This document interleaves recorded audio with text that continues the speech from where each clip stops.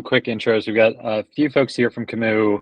I don't think everyone will be able to stay the full time, but hoping to have folks here for as much as possible for some Q&A as well. So I'm Stephen Brisley. I lead marketing and strategy here with Camus Energy. We're an organization that's been around since 2019, so right around 5 years, working in the grid orchestration space, which has a lot of ties into the VPP market. We'll talk a little bit more about what that means, but with us here today as part of the team, we have Dylan Cutler, our head of products. Dylan, why don't you do a short intro?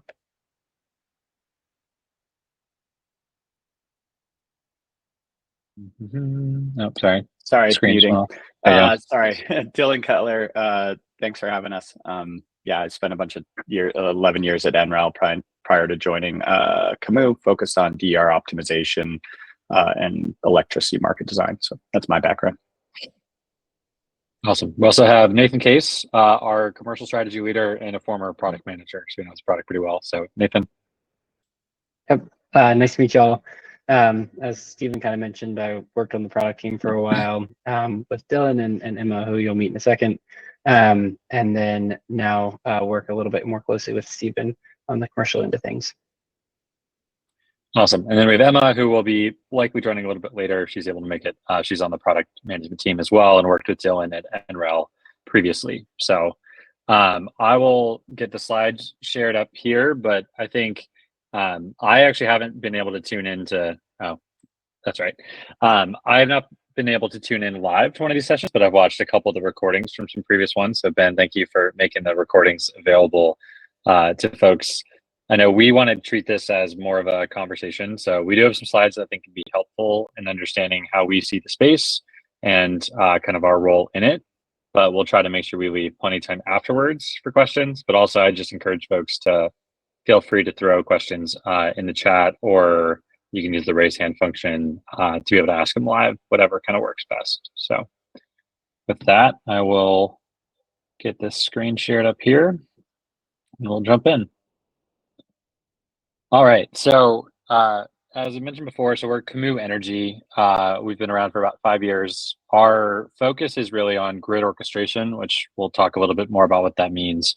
But today we'll touch a little bit on grid orchestration as it relates to virtual power plants, given the focus of this group.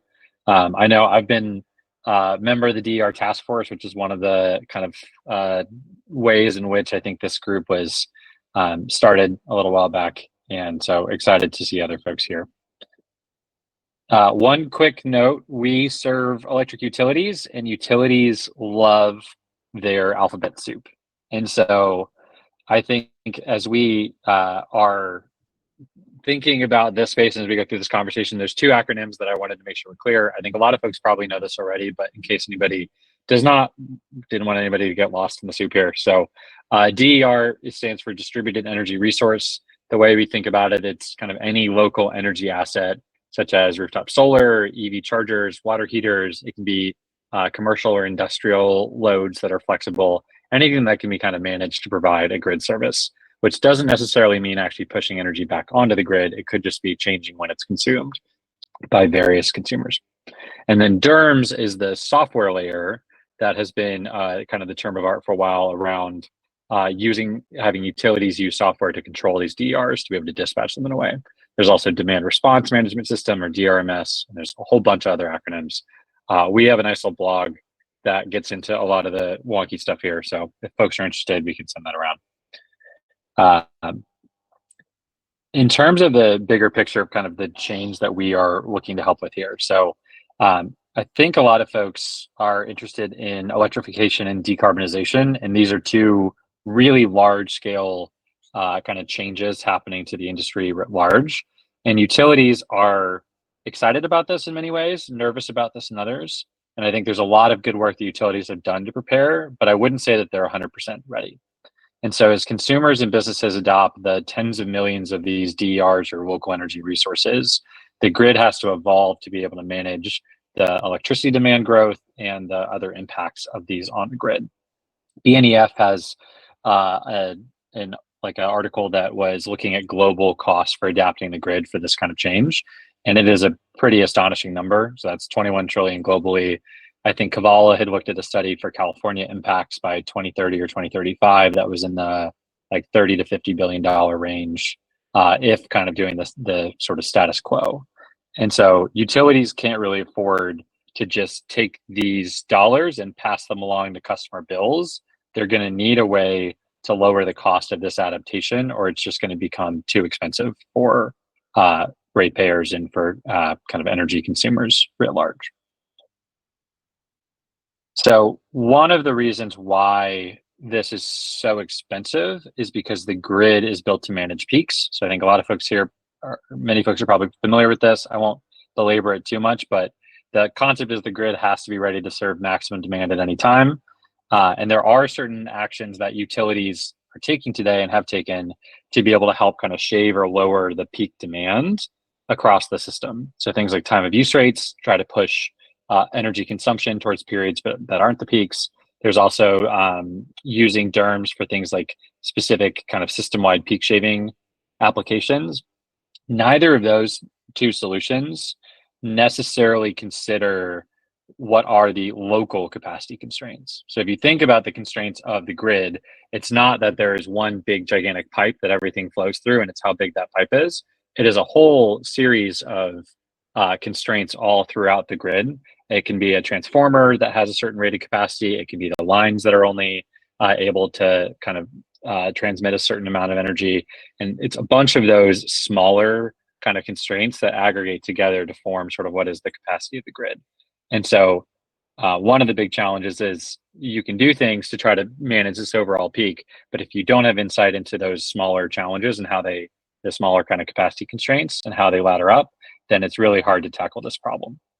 But there is a big opportunity to use the flexibility of EV chargers and water heaters and all the kind of resources that are often talked about being a part of virtual power plants to avoid some of the equipment upgrades and avoid some of the capacity expenses related to adapting for this load growth.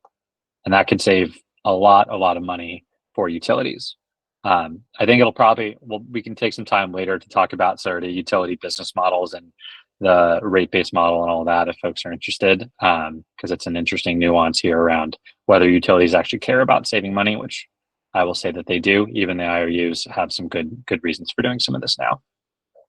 So the couple other things that I'll touch on here. So the opportunity is really big. This came from, I think, an investor deck we had a while back. I think it's the Loan Programs Office is looking at like what is the sort of amount of electricity or kind of electricity demand that can be served by local resources. And for them, I think 25% is sort of a reasonable, if kind of aggressive target for what that could look like in the 2030 to 2035 timeframe.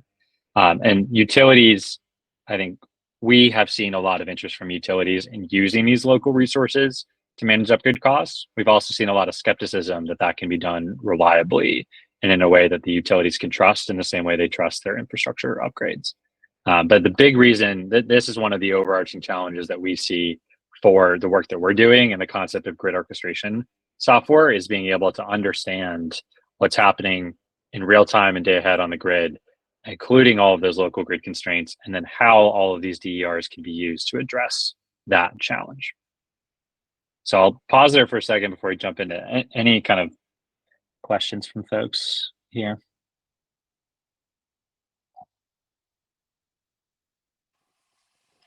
Stephen, I have a quick question. That 25% that you're talking about, is there a sense of how much of that is sort of covered by tapping into the demand side of the equation versus the generation side of the equation? Good question. And some other folks here may be more familiar than I am with some of the LPO, VPP, kind of the math that went behind it. But the one thing I'd say is that like this is definitely inclusive of both. It's kind of a role for distributed generation and for that, and it does include too like traditional demand response, like building loads and kind of load management efforts too. But I'm not sure of the breakdown between the two. Okay, thanks. Cool. Justin, did you have a question as well? I think I was trying to reconcile the number here of 300 billion utility savings versus the overall grid upgrade costs of 21 trillion. Where's that? Maybe it's something for later on, but I was curious about the overlap and how those numbers relate. Yeah, I might be able to share some of the math behind the scenes. Part of it is this is the US number versus the global number, but yeah, it's a pretty big opportunity.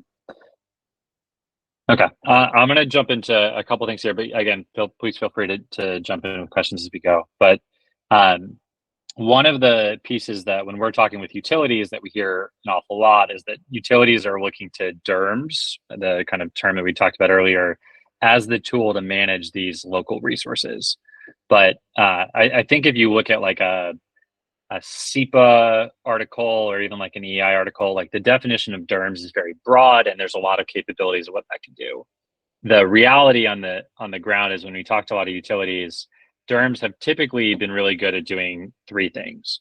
One is enrolling devices into utility programs and having sort of that enrollment workflow for a consumer to be able to engage in a utility program.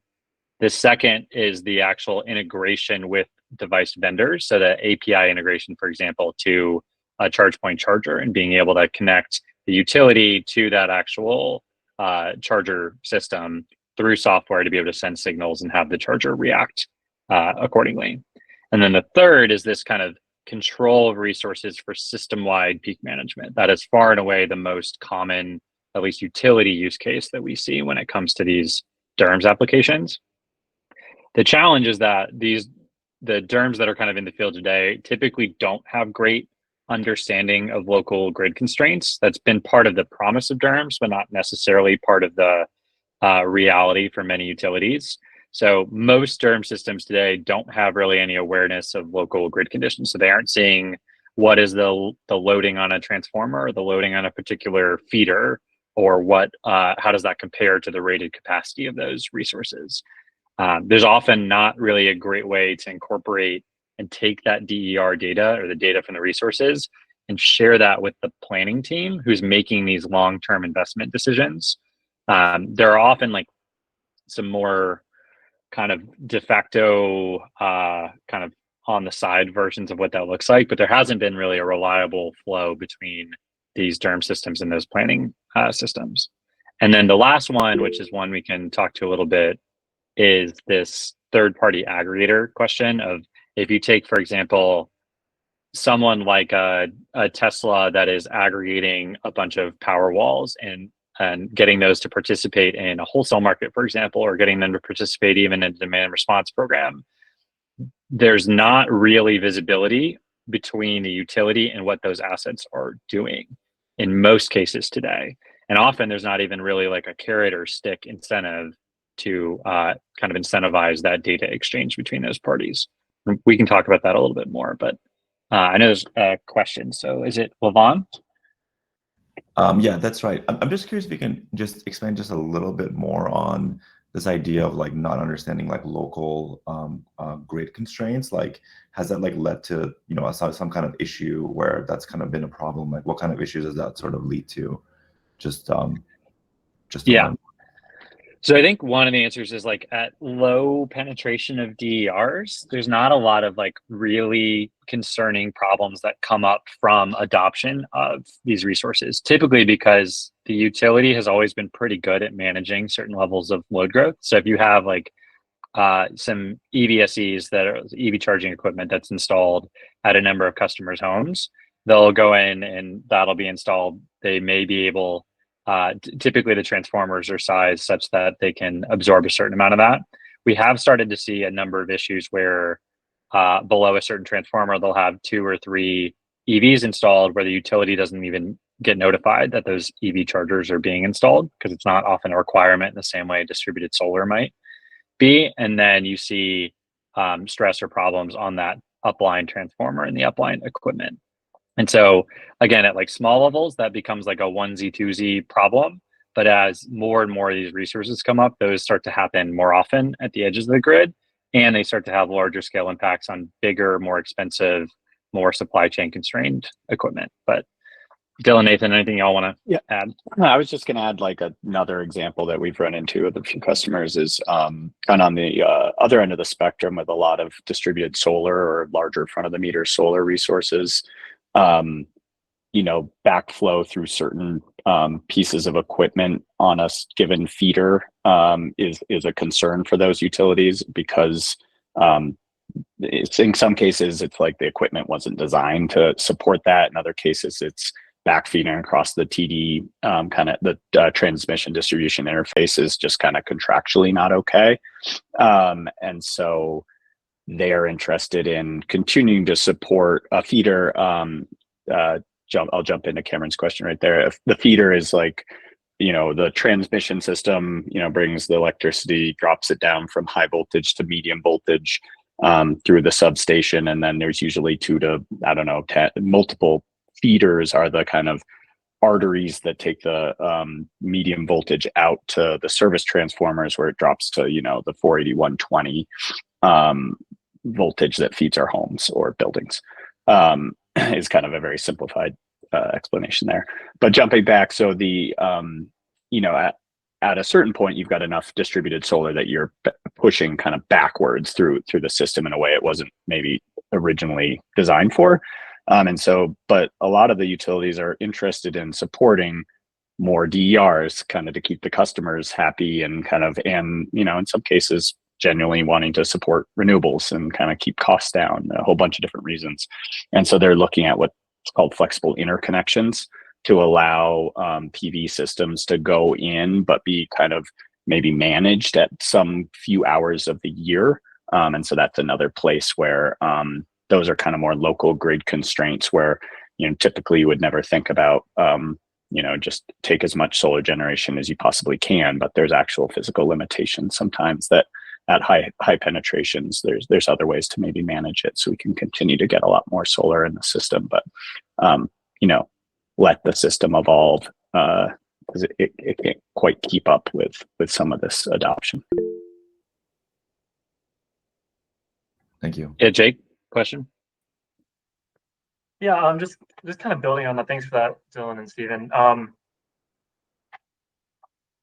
I guess the broad question is there like a further delineation you'd add between like local coincident peak and hosting capacity? I mean, what I was kind of getting, what you were just talking about, Dylan, was you were talking about hosting capacity there as an issue. And so I'm curious about that, if there's any further delineation there. And then kind of additionally, as hosting capacity becomes more of an issue on some feeders and some service territories, how do you see that being managed? I mean, yeah, there's the limited export interconnection procedures for solar. There's, I know, IREC's done a lot of great work on combined solar plus storage export practices.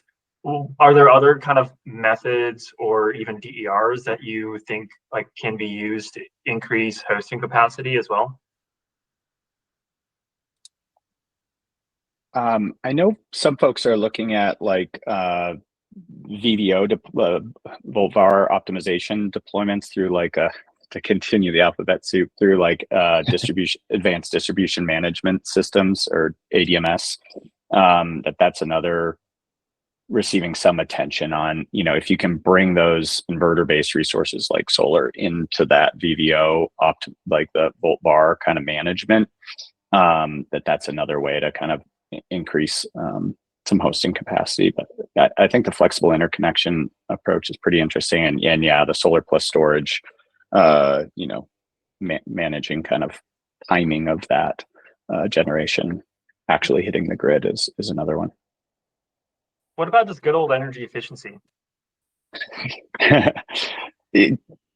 Definitely, it's right. Great. It's great, but it's timing wise. It's a lot of those, the old, I'd say, energy efficiency measures are a little bit more static kind of load shape modifications, and it just depends on whether those time up well with these other resources on the system. I think there's ones that'll be very kind of generative and co-benefit, and others that may exasperate the problem a bit.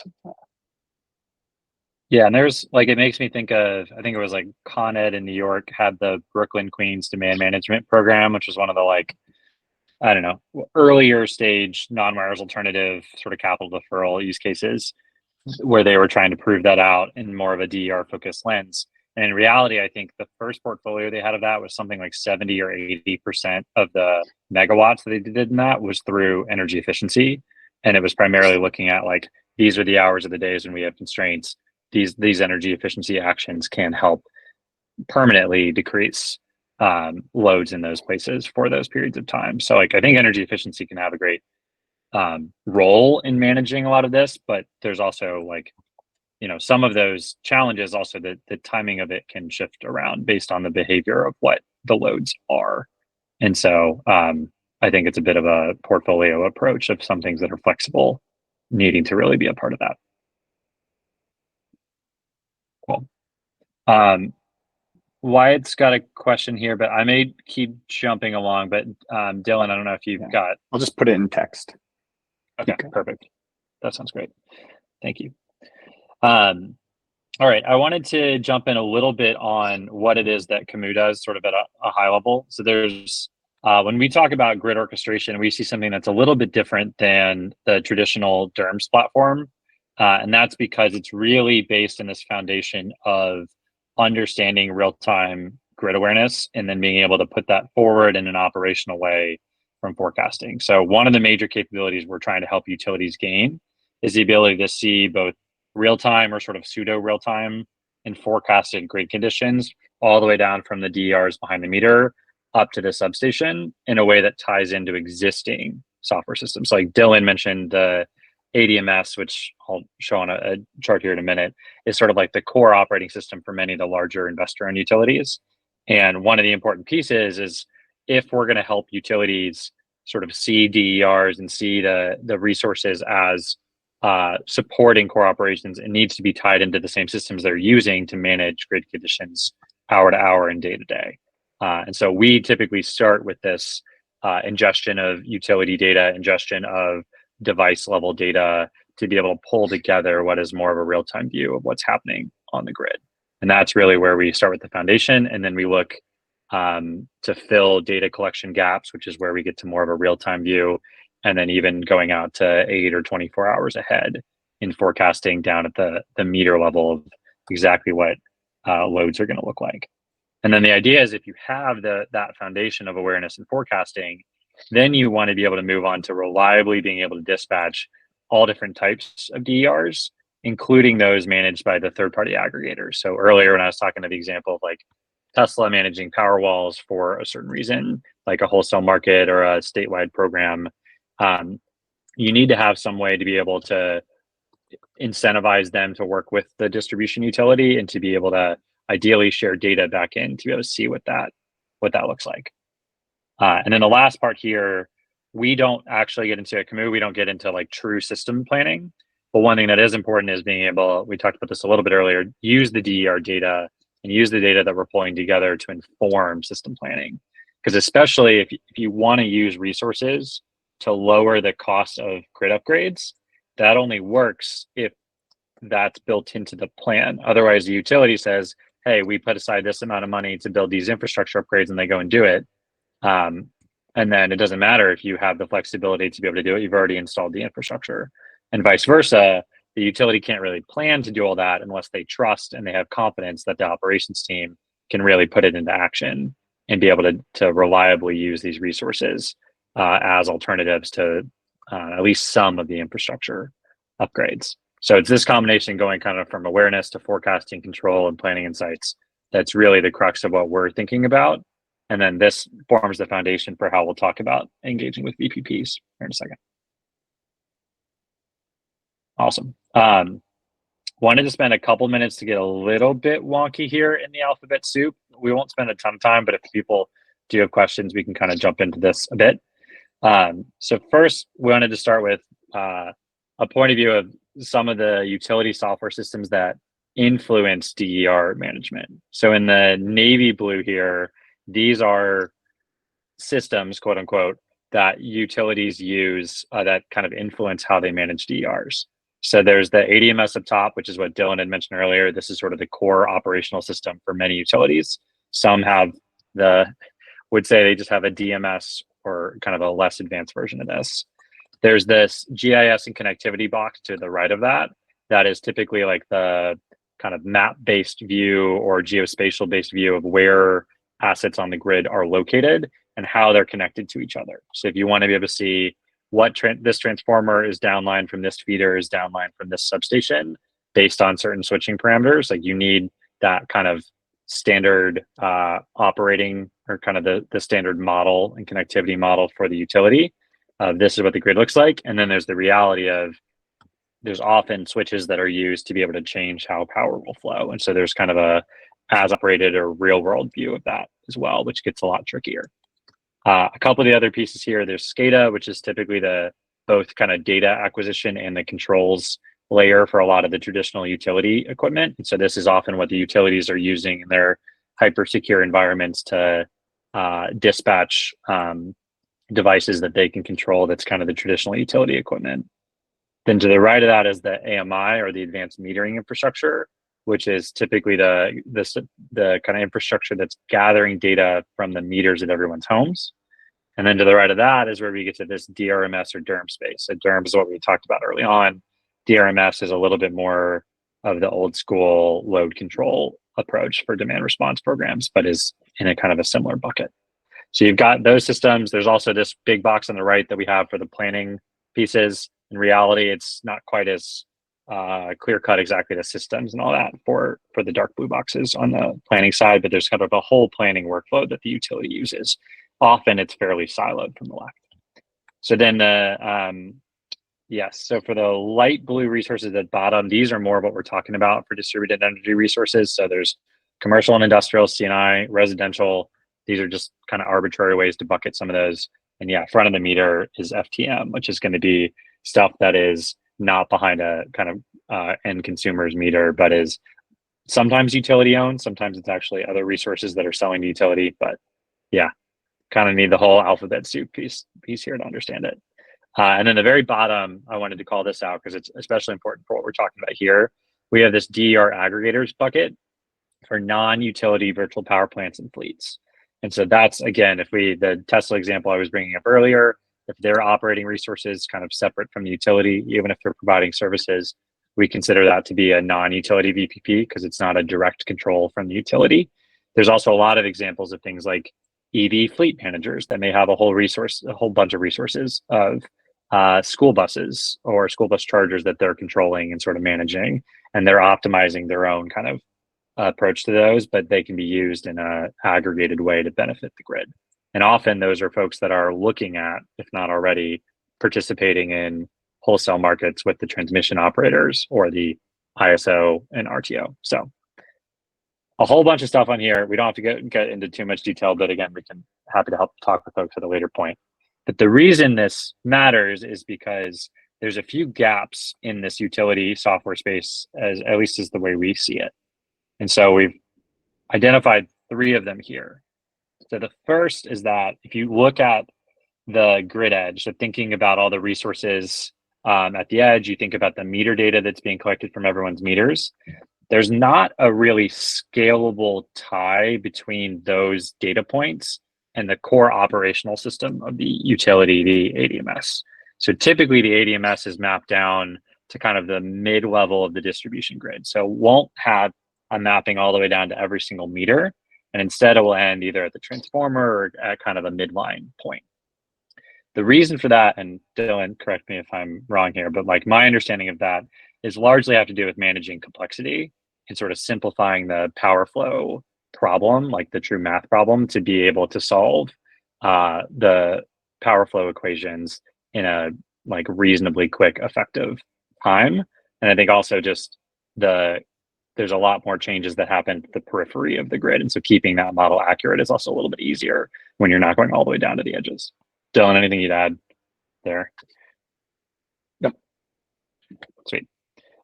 So right now the ADMS kind of goes down to that midpoint, and often what utilities see are static load profiles below that.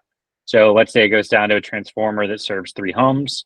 It may know very well that there's 3 residential properties below that, but they will take a certain load profile for a day that looks like X and say, this is the residential load profile. They'll take those 3, they will add them up, and they will say, this is the load profile below that transformer. And that is what the ADMS is assuming is happening at the edge of that point. And then it does that throughout the kind of the entirety of the grid. That's okay in a world where things are relatively predictable and folks behave in a reasonably predictable way.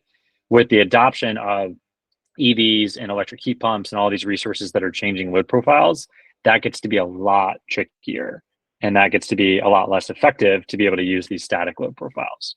So one of the main things that we see as a gap for utilities and that we've been trying to help with is how can we use the meter data and the data from some of the DERs to give a much better sort of data-driven view of what's happening at the edge for each of those meters, then aggregate that up to whatever point the ADMS ends at, and then feed that back in the system. So changing from this kind of static load profile view that the utility is using today to a more kind of a realistic view. And that, or kind of a more data-driven view. And I think that matters a lot when we start talking in a minute here about how to manage virtual power plants in a way that's going to be grid friendly, is being able to make sure we understand and connect the dots between the core operating system and the edge of the grid, or else it won't really matter what we know about the VPPs if there's no way to feed it back in to the utility systems. So I'm going to skip over the second gap here in detail. We talked about a little bit like operations and planning, data sharing piece. That's something we're always happy to talk more about. But the third gap is one that's pretty relevant. This is, again, that no collaboration with third-party aggregators. So right now, even if Tesla, for example, had this aggregation and wanted to share data back to the utility, there's not really like a standard way or an easy way for them to do that and say, hey, we're dispatching these devices, and for the utility to be able to actually use that data in a meaningful way. And so that continues to be a bit of a gap. So this is where it should be kind of obvious that like, hooray, this is what Camus does. We're the big blue box in the middle. And I'd say like, we're not the only one in that space either. There's folks like GE who are building similar pieces there. So yeah, question from Allison. So what data in that example is Tesla sharing with the utility? Because I'm surprised to know, based on like having talked to Arushi or Chris Rauscher at Sunrun, that you would say that the utility doesn't have that level of insight into a partner virtual power plant. I think it's really about like true kind of operational real-time data exchange with those resources. So it's not like the utility doesn't know, even like they may even very well have a record of like, here's the list of all the devices that are in a virtual power plant that are tied to a meter record. Maybe. Honestly, I think that would be like a pretty good thing to share, but I'm not sure that it's necessarily happening today. But if you want it, and Tesla may very well be even collecting, and they will be collecting data from all the devices that they control to be able to have the sort of real-time telemetry. But the connection between like what of that data flows back to the utility is a bit of a question mark right now. And it's not one that we have seen a lot of examples of third-party controlled resources coming in. There is this whole world where like when you have a Derms or like a utility managed program and they're managing assets, they're often using APIs to be able to take data from like Tesla's API and pull that back in. But if folks are aggregating for other reasons, like participating in ERCOT's ADER pilot in Texas, they are not necessarily passing along that telemetry, nor necessarily do they have to. And this is, I think, the crux of what we'll talk about is like, what should that data exchange or what does it need to look like? Because I think that's a pretty interesting question. But Allison, does that help? I know I sort of danced around it. But no, I mean, just to make sure that I'm understanding what you're saying that say in California, if this is Tesla and it's PG&E's VPP program, that they're just sharing what, like totalized event data for like the dispatch window for across all of their devices, but not like particular device data? So I think, and to be honest, because I'm not 100% sure for PG&E and Tesla what it looks like, but what I can talk about is like what it looks like when we've done more of that Derm style role with Tesla Powerwalls, for example. So there will be an API that the utility, through someone like ourselves or through another Derms partner that's kind of playing that role, they will be able to pull in telemetry data from the devices to be able to see this battery is behaving exactly like this, and they'll pull it in. and then they'll be able to have buttons to essentially dispatch or send a schedule for a certain dispatch. And sometimes it's only at group level, sometimes it's down at the individual device level. But if it's in this like Derms sort of way of direct control through the utility, you can get pretty good data from that. There's still the gaps we talked about bringing that to the operating system, but they can get the good data from the edge. The hard part is if the aggregator is serving kind of use cases outside of that utility and they don't have sort of a program set up with the utility, there's no like agreement, for example, to even share from the members to that utility. Like none of the Tesla owners have agreed to say, yes, this utility can have all my data on this. And so there's very little data that seems to be passed between those parties now, other than some kind of high level summary stats or even like performance level data at more of an aggregate level. Yeah.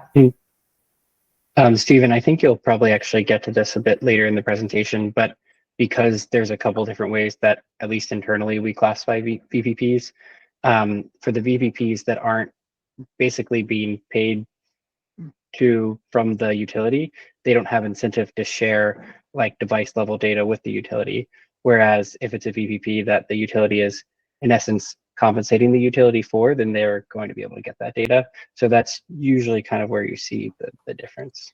Okay, that makes sense to me. Before it was sounding like you were saying even when it's a utility VPP, they don't have device level data, and that didn't sound accurate to me. So thank you for that clarification. For sure. Great question. Awesome. All right, I'm going to jump ahead a little bit here. I don't think this slide we need to talk about too much, but the one piece I wanted to mention here is like, because we've been mentioning all these names of different vendors and how all this stuff comes together, we see ourselves in kind of the role that any orchestrator plays as being kind of sitting on top of these Derms or aggregator partners who are doing the direct integration with devices or with kind of resources at the edge. So this could also include someone like a C-Power who would fit in this Derms or aggregator bucket, even though they're using commercial and industrial loads that are maybe not even directly controlled, but are managed through more traditional load management. Or it could be someone who's managing directly to these devices and using API-based. All of that kind of goes in the penumbra of folks that someone like a Camus would partner with as part of this ecosystem for making all this work. But I know we are here to talk about VPPs. So now that we've gone through this kind of full journey, we can kind of come back to like, why are we here talking about the VPP space? And I think the big picture is that one of the things that Camus is really focused on is helping to enable grid-friendly VPPs. And so to Allison's question, this is both kind of the folks with the folks participating through a utility program and folks working as a kind of third-party aggregator for other resources who wants to make sure, or who has an incentive to make sure, that the way they operate their virtual power plant is not harming the grid, and ideally is helping and being compensated to help the distribution grid. And so this is kind of the breakdown of these two buckets that Nathan was sort of talking about, is like folks who are paid by the utility and folks who are paid by other folks to participate. And the way that we end up kind of communicating with those looks a little bit different. So for a utilities side, like our main goal is to be able to identify and incorporate the real-time grid constraints as those are changing. That's kind of the dynamic piece here.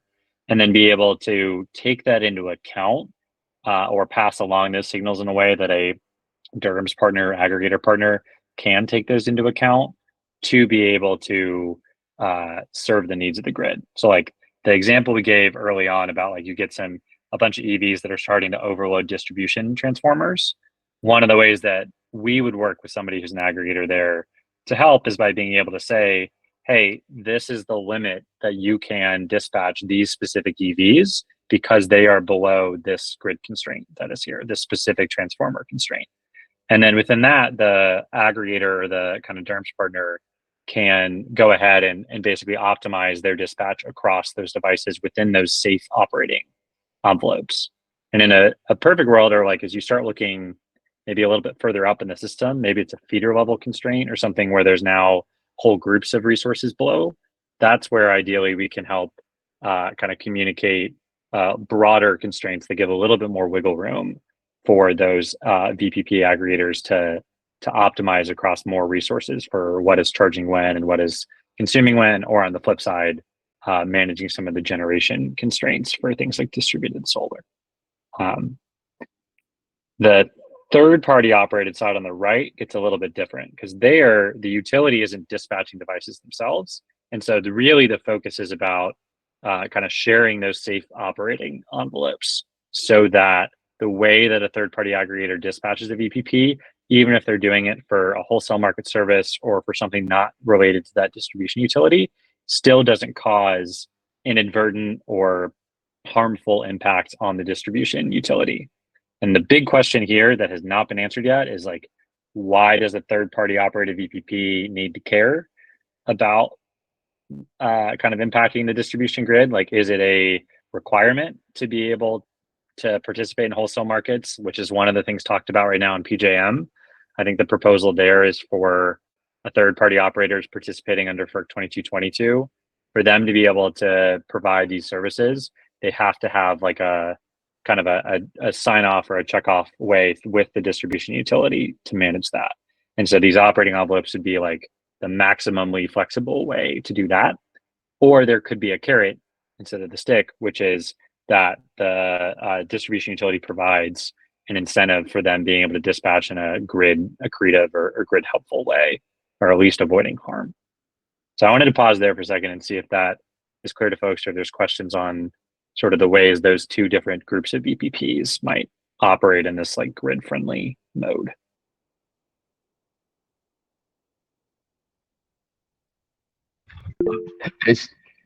Yeah, Oliver. Hi, Stephen.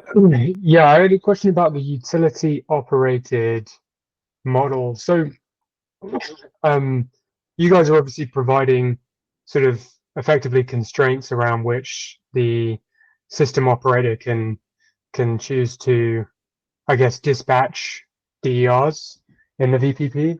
And I'm kind of wondering how consistent the interface is across different utilities around the country. Like, is it kind of based on the ADMS software, and is that consistent across utilities, or are there other factors that mean it isn't consistent, or is? To make sure I understand your question correctly, it's what I had kind of heard in that was that is like in the US context to coordinate or to kind of communicate these operating constraints, are the underlying sort of like the method by which we would do that and the systems that are required to be involved in that, are those consistent across utilities, or are they really different? Is that? Yeah, that's my question. Thanks for summarizing. Cool. Okay, you just want to make sure I heard that right. So, and Dylan, feel free to jump in here too. But from, I'd say one, like in the US context, this whole operating envelope piece is super nascent. It's not particularly common or necessarily that all the pieces by any means are figured out of exactly how utility A versus B versus C are going to communicate these. That's one of the things that we see as an opportunity in the industry for folks to continue to help lead and build some standardization around. But I think in terms of kind of the underlying technologies, there are a handful of ADMS vendors. It's still pretty broken up, but I think the concept of like the data that's needed to inform the operating envelopes are present across all of those different kind of all those different providers, and the information you need to gather to form these is, I think, one that is utilities that have made these investments all kind of have access to that data. So it may come from different systems and they come in different ways, but there's a reasonably clear way to bring in that data into the kind of analysis tool set that we use to help form that. I think the bigger question is, how do we find a standard way to communicate the operating envelopes to aggregators when there's a whole slew of folks playing in that space, and that is still a pretty big open question. But Dylan, I'd love to hear. Yeah, no, I think that was a good summary. The only thing I guess I'd add is that no, there are not consistent like software kind of package, it's different vendors across different utilities. There's leaders, right, that you kind of run into more often than others. But there's a pretty wide array, and kind of how like connectivity is like probably one of those main ingredients needed to get this right. And I would say that generally is an ingredient that folks who have invested and are kind of making these steps have gotten into place, but different utilities are kind of different steps along that path of like really, really perfect connectivity versus kind of, somewhere along that journey. So that's all a work in progress, I would say. Thank you. Thanks, Oliver. Vaishnav, I have a question. Hey, thanks, Stephen. Yeah, quick question. You kind of started answering it with your answer to Oliver, but yeah, curious if you could expound a little bit more on what the safe operating envelopes look like in the third-party scenario. Is that like real-time API that can feed information to DERs directly, or like control devices, or yeah, exactly how does that information get received? And then also separate question, just more about the local grid service opportunities. If you could share a little bit more about what the use case is there on the kind of second bullet point under there, for what that bridges to wires capital deferral looks like. As I understand it, not every ISO or RTO compensates for capital deferrals. So yeah, curious what that looks like as well. Yeah. Maybe Dylan, do you want to touch on the operating envelope piece a bit? I'll touch on the second part. Yeah, so I'd say that is one that we are, as Stephen said, I think there is a huge opportunity to kind of look at trying to standardize that, how that's communicated. Like generally what we're focused on developing is, ranges of power, kind of like what is the maximum output from a DER? What's the minimum? Like if you're thinking of generation versus consumption of a DER over time, kind of out in as a forecast that we would provide to an aggregator, and that would help them be able to dispatch, say, into like a wholesale market without causing issues in the distribution system while doing it. So that's the kind of structure, that's the type of data that needs to be transmitted. And we are kind of working with a few people to try and design like what does that look like, and we're going to try and actually that's one of the things we're actively doing is trying to bring more folks into convening, and there's other folks working on this as well. I know like Grid Lab and RMI and some others are kind of EPRI. There's a bunch of folks that are thinking about this problem. So it's like more information sharing is needed, to make that something that's really scalable. I don't know if that helps answer your question or not. Yeah, that's definitely helpful, Dylan. Appreciate the answer there. And regarding, when it's helpful for, the DERs to essentially dispatch into the markets, is that something that's often signal based by the ISO or RTO themselves, right? So is like this service here to help them also determine when to, basically like send those signals out, or is it largely, informing, when to like bid into these markets? So our focus here is largely more on distribution grid constraints than transmission system operations, or sort of the ISO RTO kind of wholesale market operations piece. So like, for example, when we talk about this bridge to wires, we're thinking about that this is largely the distribution utility saying, hey, these assets are located at the distribution level and have distribution level impacts, even if you're trying to use them to serve kind of bulk system or wholesale market pieces. So how can we kind of the operating envelope piece is how can we avoid having those have negative impacts on the rest of the grid while still giving you the freedom to do as much as you can in other places. The grid services opportunities is, hey, we have local constraints, things like feeder level constraints, things like a substation transformer that would need to be upgraded. And by finding local flexibility that says, for example, if the substation were to peak between 5 and 8 p.m.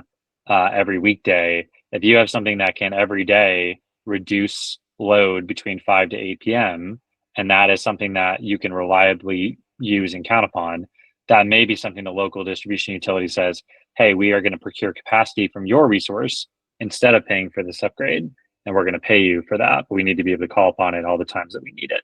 Maybe you don't actually get called every day, or maybe you do. But I think that's what most of what we're talking about, the local grid services, are truly like distribution level.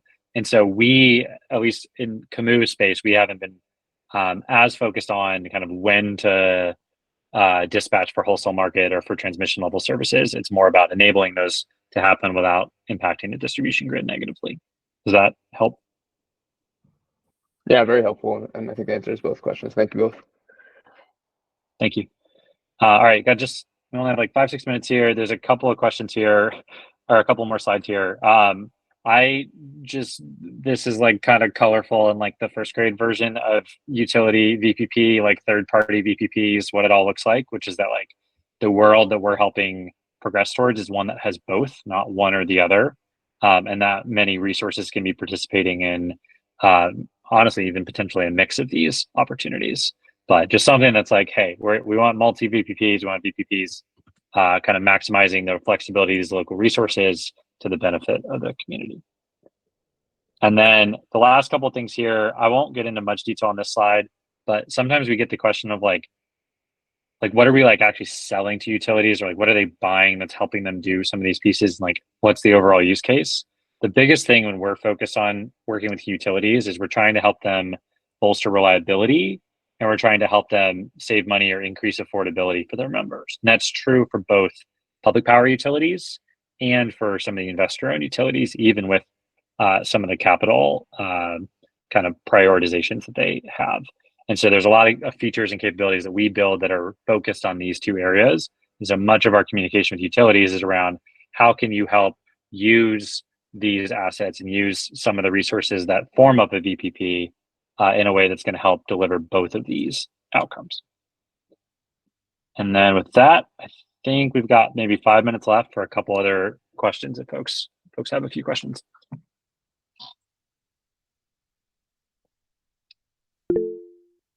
Justin. Hey, to go back to that last slide, I was curious, since that is your, selling point, have you found it difficult to quantify some of these benefits to the utilities, especially in terms of that system planning? And do you plan to potentially develop more of your product that makes that more apparent?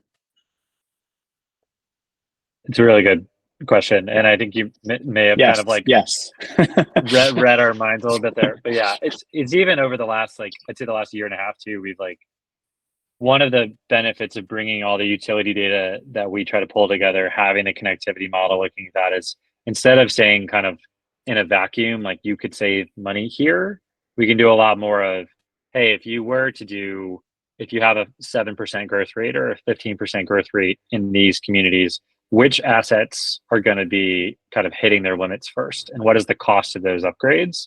And there's sort of we imagine at least a world where a lot of the utilities have better data-driven approaches to being able to look at that.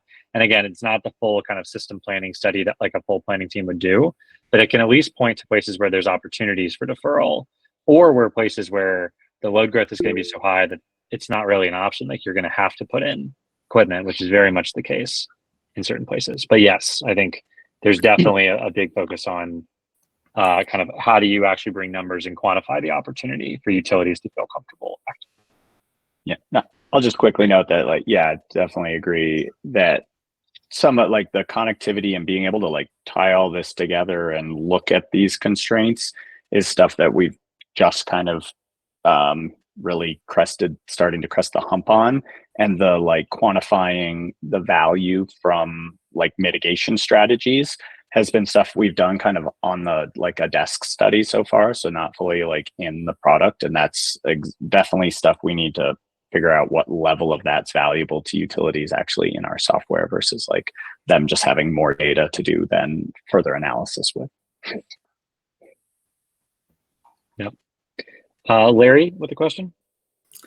Yeah, thanks for the presentation. It's been really instructive. Your meter level forecasting, do you rely on data from the utility to get that visibility behind the meter primarily? You're not really worrying too much about getting permission from, demand to see their information and to get real-time information?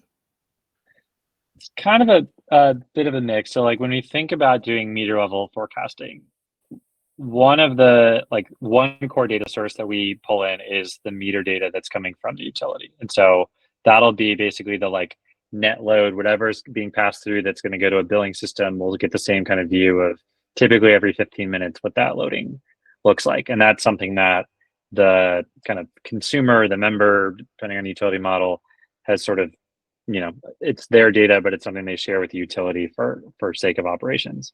There's other sources of data that we can use for this. One piece that I think can be helpful is, so for example, distributed solar and having a point of view as to what the gross loading of that will look like. That is a piece that can either come from production meters if the utility has production meters installed. It could come from solar smart inverters, which isn't one that we've done yet to date because we haven't really seen that happen a bunch. Or it could be from even us just modeling and knowing from an interconnection agreement, there's a 4 kilowatt solar array at this particular location. We can pull in weather data and sort of forecast what that is looking like to be able to bring all the pieces in. So yes, I think like ultimately the data is data that's coming from the kind of consumers through the utility, but there's a few different ways we could go about getting access to that data, but we have to have some of the core utility data. Great, thanks. Awesome. Thanks, Larry. Perfect. I think we're at time, but thank you, everyone. Yes, I think I'll work with Ben on the slides piece to make sure we get that out and sorted. But thank you all. Thanks, guys. This was great. And I will send the recording soon. All right. Have a good one, everybody. Thanks, everyone. Guys.